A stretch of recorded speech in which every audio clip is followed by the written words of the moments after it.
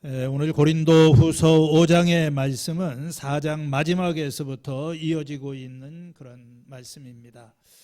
이 4장 16절에서 18절에서 바울은 그가 이 세상을 살면서 당하는 수많은 고난과 시련에도 불구하고 우리는 낙심하지 않는다, 이렇게 말을 하고 있습니다. 여러분, 우리가 세상을 살면서 특별히 이 고난이 가득한 세상 가운데 낙심할 이유가 많습니다. 이 낙심하고 싶은 그런 유혹에 빠질 때가 많이 있습니다. 왜 이 바울은 이 죽음과 생명이 교차하는 정말 이 어두움의 세상 속에서 그는 이 사도로서의 사역을 감당하며 수많은 비난과 공격에도 불구하고 낙심하지 않는가? 그것은 미래에 대한 소망이 있기 때문에 그렇습니다. 우리의 겉사람은 낡아져 가지만 우리의 속사람은 날로 새로워진다. 우리가 지금 겪고 있는 이 일시적인 가벼운 고난은 앞으로 나타날 그 미래의 영광과 비교할 수 없다.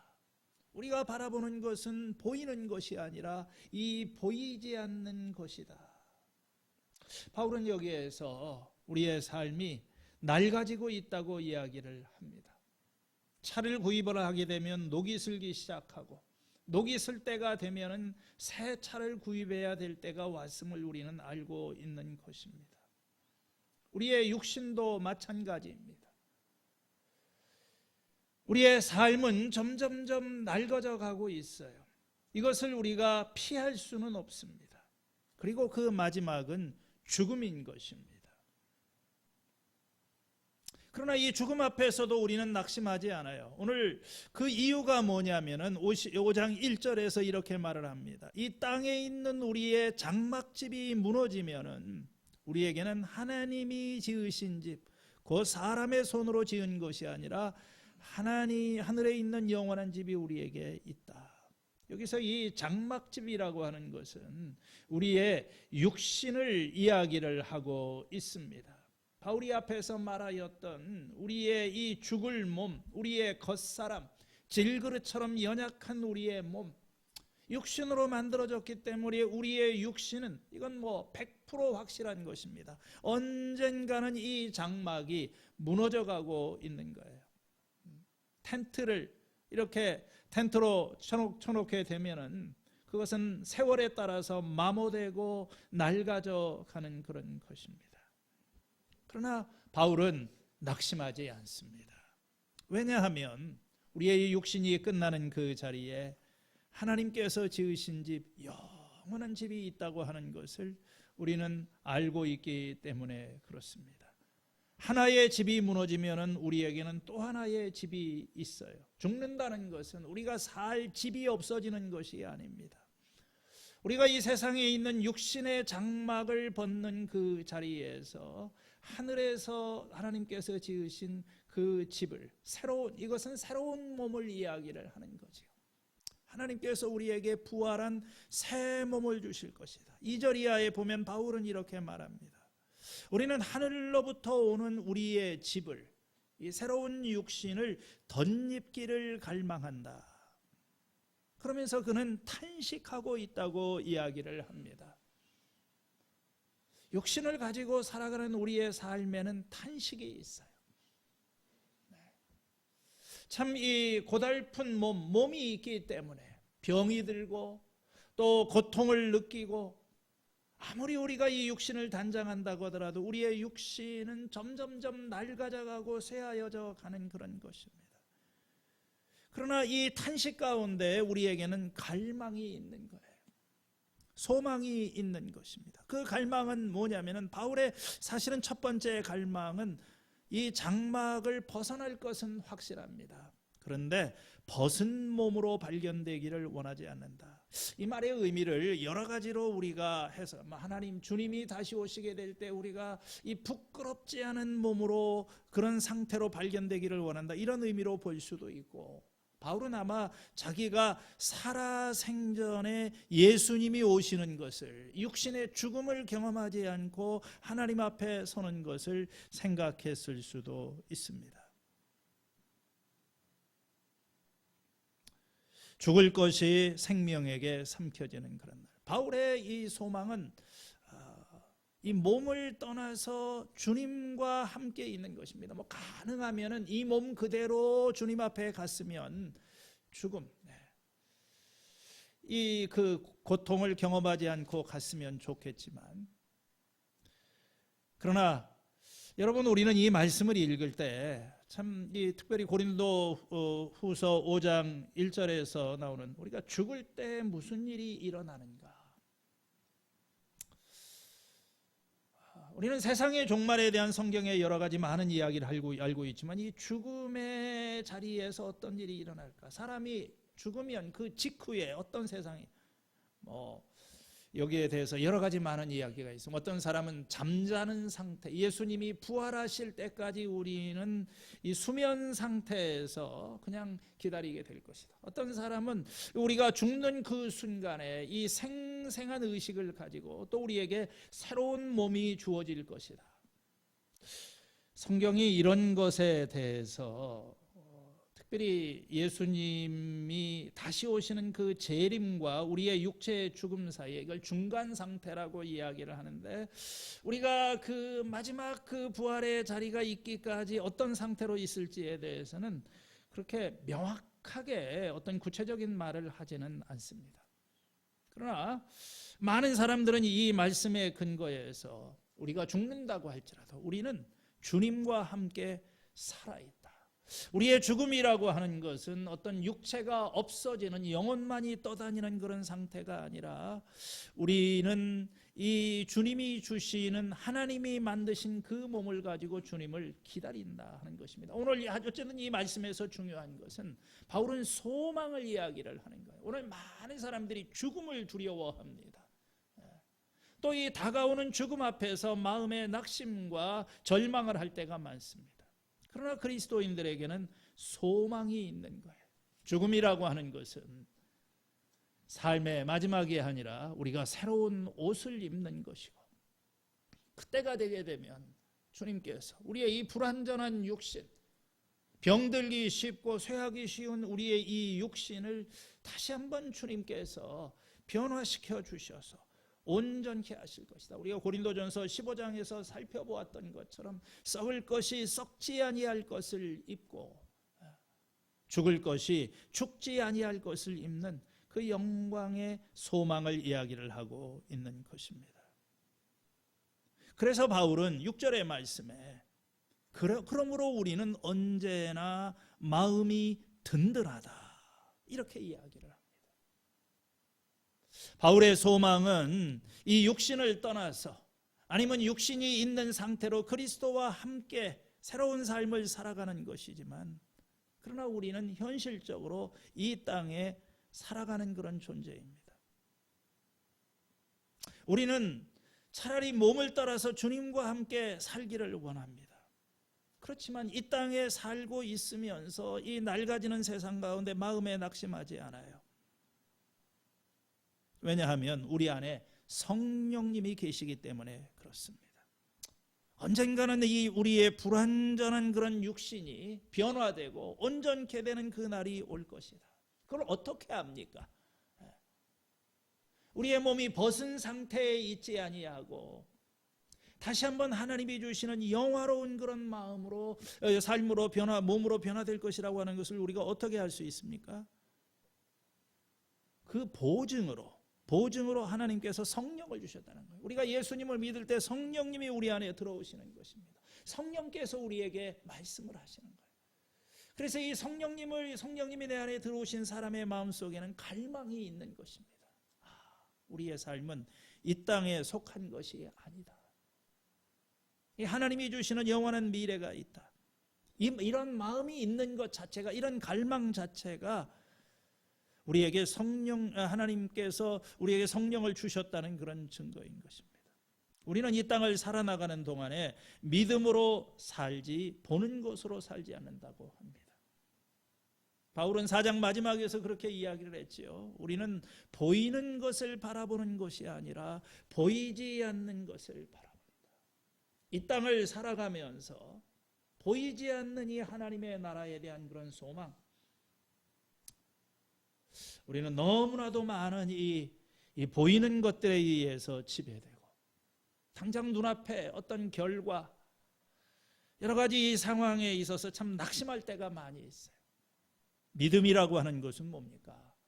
보이지 않는 것을. 믿음은 바라는 것들의 실상이요 보지 못하는 것들의 증거다. 눈에 보이는 것은 누구나 다 믿을 수 있습니다. 그러나 우리는 보이지 않는 세계를 바라보면서도 마음이 든든한 거예요.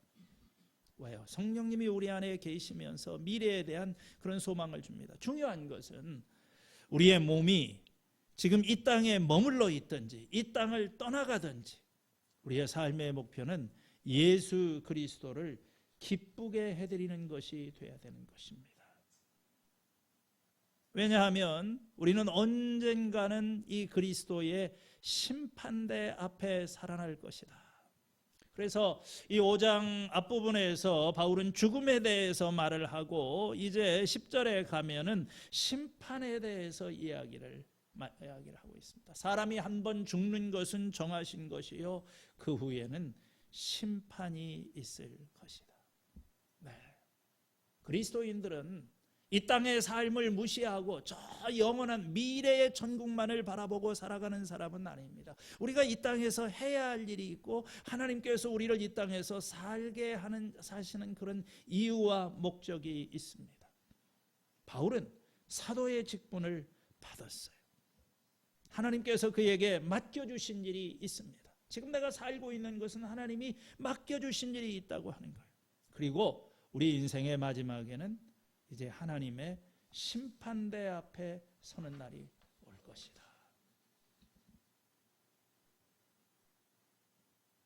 우리는 하나님의 은혜로 구원을 받았지만 그렇다고 그래서 우리의 어떤 행위와 이 모든 그 어떤 책임이 면제된 것은 아닙니다.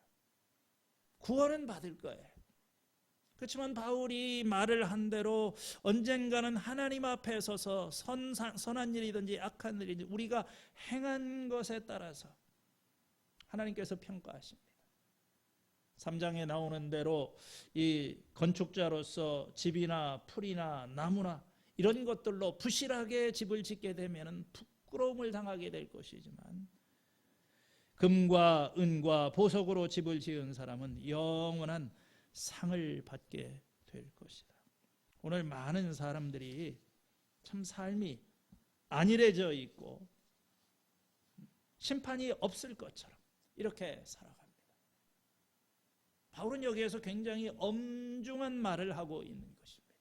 인생은 그냥 이렇게 흘러가다가 우리가 천국에 가서 뭐 좋고 좋은 시간만을 보낸다. 그것이 아니라 언젠가는 우리에게 이 모든 것을 맡겨주신 하나님 앞에 서야 한다. 너는 뭘 하다 왔느냐? 내가 너에게 준 이 시간과 기회와 은사를 가지고 너는 무엇을 하면서 살았고 어떤 달란트를 남겼느냐? 이게 성경에서 하고 있는 그런 말이죠. 11절에 보면 바울은 이렇게 말을 합니다. 그러므로 우리는 주님이 두려우신 분임을 알기 때문에 사람들을 설득하려고 합니다. 바울은 이 땅에 있으면서 어떻게 해서든지 복음을 전하고 사람들을 설득하고 잘못된 것을 바로잡으려고 애를 쓰고 있습니다. 왜냐하면 그는 주님이 두려우신 분인 것을 알고 있기 때문에 그렇습니다. 여기서 이 두려움은 무엇에 대한 두려움일까요? 내가 언젠가는 하나님의 심판대 앞에 서서 내가 행한 모든 일에 마땅한 보응을 받게 되는 그런 날이 오게 될 것이다. 우리의 삶을 움직이는 하나의 동기는 이 두려움입니다. 오늘 많은 사람들이 이 두려움을 살고 있어요. 특별히 이 하나님에 대한 두려움, 성경은 이 두려움을 이 무슨 공포감을 이야기를 하는 것이 아닙니다. 경외감을 이야기를 하는 거죠. 하나님을 두려워하는 그런 마음, 그게 지식의 근본이라고 그랬습니다. 삶의 출발점이라고 그랬어요. 우리는 얼마나 아니란 시대에 이렇게 살고 있습니까? 바울은 이 땅을 살아가면서 무슨 천국의 소망이 있지만 그래서 그는 낙심하지 않습니다. 숱한 고난에도 불구하고 여기 있는 대로 이 12절에 보면은 바울은요 자신을 이렇게 공격하는 사람들에 대해서 다시 한번 이렇게 이야기를 합니다. 바울은 부득이 자기 자신에 대해서 변명을 하지 않을 수가 없었어요. 우리가 뭐 여러분에게 나를 지켜 세우려고 하는 것이 아니라 뭔가 자랑하는 사람들에게 대답할 말을 가지게 하려고 우리에 대해서 이렇게 말을 하지 않을 수 없다. 바울 자신에 대해서 지금 낱낱이 이렇게 자신을 이야기를 합니다.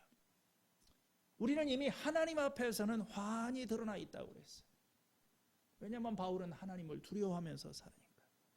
그런데 이 고린도 교인들은 바울을 제대로 알지를 못합니다. 수많은 오해가 있고 비난이 있습니다. 그래서 바울은 이야기를 하는 거예요. 우리는 여러분에게도 우리가 환히 드러나 있기를 바랍니다. 바울은 왜 이렇게 행동을 하는가? 왜 그렇게 그는 사람들을 설득하려고 하고 이 복음을 전하는 이 화해 그 직분자로서 그는 하나님 앞에 마지막까지 이렇게 수고를 하는가? 첫 번째는 두려움이라고 그랬죠. 그러나 한 가지 다른 이유는 바울이 하고 있는 이 모든 행동과 이 땅에서의 수고와 노력의 배후에는 단 한 가지의 이유가 있다. 동기가 그를 그렇게 일하게 만드는 있다고 합니다. 그게 바로 13절에 나타난 대로 사랑인 것입니다. 우리가 미쳤다고 하면 하나님께 미친 것이요, 정신이 온전하다고 하면 여러분을 두고 온전한 것입니다. 어떤 사람들은 바울을 보고 제정신이 아닌 사람이라고 판단을 했던 것 같아요. 저렇게 자신의 삶을 허비하고 또 인내하고 이렇게 살아가는 그 이유가 뭘까? 우리는 함부로 판단할 수 없습니다. 내가 미쳤다고 하더라도 나는 하나님께 미친 것이고, 혹시라도 내가 정신이 온전한 상태에서 말을 한다고 하면 가상적인 말이죠. 그것은 여러분들을 위한 것입니다. 바울에게는 흔들리지 않는 뚜렷한 목표가 있어요. 첫 번째는 하나님을 위하여, 형제를 위하여. 14절에 참 너무나도 귀한 말씀이 있습니다. 그리스도의 사랑이 우리를 휘어잡습니다. 바울은 예수님을 만나기 전에 정말로 이 사람들을 잡아 죽이기 위해서 다메섹으로 달려가던 굉장히 편협한 신앙을 가지고 있는 그런 사람이었어요. 미움과 증오로 가득했던 그런 사람입니다. 그런데 이제 이 바울의 삶을 움직이는 것은 그러한 것이 아니라 사랑입니다. 어떻게 보게 되면 두려움만도 아닙니다. 그는 하나님 앞에 서서 이 평가받을 날을 늘 생각하면서 살고 있지만 그는 두려움 때문에 일을 하는 것이 아니라 오늘 이 사역자로서 주님을 위해서 그의 삶을 드리는 것은 그리스도의 사랑이 그를 휘어잡기 때문이다. 그리스도의 사랑이 나의 삶에 활력을 주고 나를 강권하고 나를 밀어붙이고, 바울은 가슴속에 뜨거운 불을 품고 살았던 사람입니다. 이 그리스도의 사랑에 대한 그런 확신과 감격이 바울로 하여금 위대한 사도의 삶을 살아가고 헌신하며 살아가게 했던 것입니다. 우리가 확신하기로 한 사람이 모든 사람을 위하여 죽었으니 모든 사람이 죽은 셈입니다. 이 다메섹에서 바울의 경험은 그의 인생을 완전히 바꾸어 놓았어요. 그는 그 이전에 예수님을 알게 될 때에도 그는 육신의 잣대대로 예수님을 생각하고 십자가에서 저주를 받아 죽은 자라고 하는 그런 피상적인 이해를 가지고 있었습니다. 그러나 하나님께서 그의 이 어둠 가운데 빛이 찾아오게 하시고 그의 눈이 뜨여졌을 때 그 바로 예수님이 하나님의 아들이시요 자신의 구원자요, 그리고 그의 죽으심은 우리를 구원하시기 위한 메시아의 죽음이라고 하는 것을 알게 되었습니다. 이 하나님의 복음에 대한 이해와 새로운 깨달음이 그의 삶을 바꾸어 두었어요. 그의 삶을 이제 이전과 같지 않습니다. 그런 새로운 삶을 살아갑니다. 그리스도께서 나를 위하여 죽으셨다. 그 이유는 무엇인가? 이제부터는 나를 위하여 살지 않고 자기들을 위하여 죽으셨다가 살아나신 그분을 위하여서 살아가도록 하려는 것이다. 내가 그리스도와 함께 십자가에 못 박혔나니 그런즉 이제는 내가 산 것이 아니라 내 안에 그리스도께서 사신 것이다. 이제 내가 육체 가운데 사는 것은 나를 사랑하사 나를 위하여 자기 몸을 버리신 하나님의 아들을 믿는 믿음 안에서 사는 것이다. 여러분, 우리가 이 낡아져가는 장막과도 같은 연약한 육신을 가지고 우리는 이 땅에서 힘겨운 하루하루를 살아갈 때가 많습니다. 오늘 이 고린도 후서 5장의 말씀을 읽어가면서 우리는 어떻게 살아야 할 것인가? 이 땅을 살아가는 동안 첫 번째는 이 천국의 소망을 가지고 육신의 삶이 다하는 그날에 하나님께서 주실 그 영광의 집이 있는 것을 바라보며 살아갑니다. 그리고 이 땅을 살아가면서는 믿음으로 성령님과 동행하면서 그러나 하나님을 두려워함으로 주님이 주시는 이 사랑에 의해서 이 세상을 품고 이 세상 가운데 하나님을 증거하는 믿음의 삶이 되시기를 축원합니다.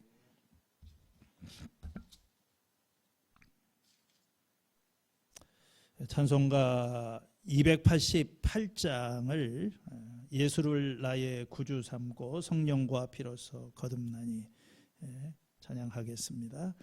예수를 나의 구주 삼고 성령과 피로써 거듭나니 이 세상에서 내 영혼이 하늘의 영광 누리도다. 이것이 나의 간증이요 이것이 나의 찬송일세. 나 사는 동안 끊임없이 구주를 찬송하리로다. 3절 주 안에 기쁨 누림으로 마음의 풍랑이 잔잔하니 세상과 나는 간 곳 없고 구속 안주만 보이도다.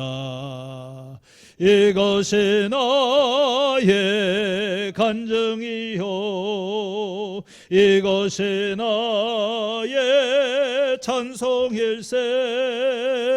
나 사는 동안 끊임없이 구주를 찬송하리로다.